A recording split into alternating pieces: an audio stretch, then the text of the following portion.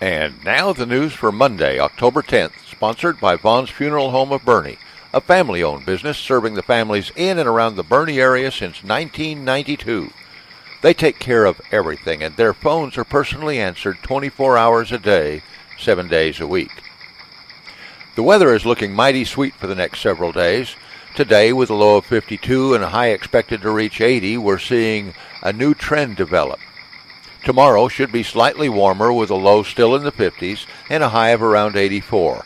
Wednesday's low could be around 67 with a high of 87.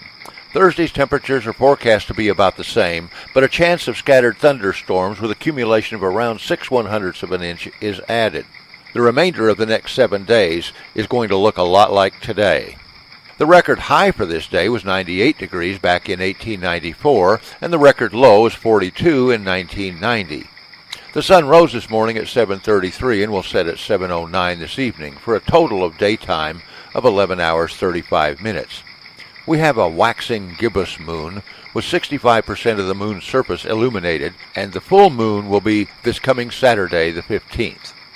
Today is Columbus Day, and the students of Boerne ISD have a school holiday.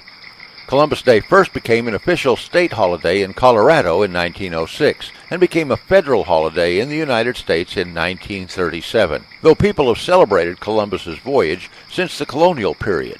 In 1792, New York and other U.S. cities celebrated the 300th anniversary of his landing in the New World. President Benjamin Harrison called upon the people of the United States to celebrate Columbus Day on the 400th anniversary of the event. During the 400th anniversary in 1892, teachers, preachers, poets, and politicians used Columbus Day rituals to teach ideals of patriotism. These patriotic rituals took themes such as citizenship, boundaries, the importance of loyalty to the nation, and celebrating social progress. Many Italian Americans observe Columbus Day as a celebration of their heritage, the first occasion being in New York City on October 12, 1866.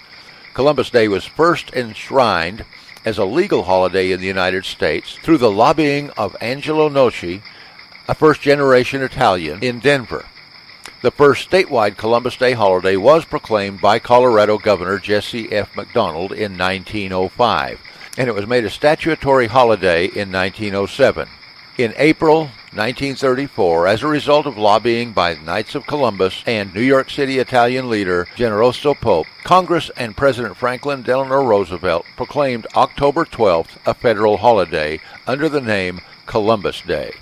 Since 1970, October 12th, the holiday has been fixed to the second Monday of October, coincidentally exactly the same day that Thanksgiving in neighboring Canada fixed since 1959. It is generally observed nowadays by banks, the bond market, the U.S. Postal Service, other federal agencies, and most state government offices, many businesses, and most school districts.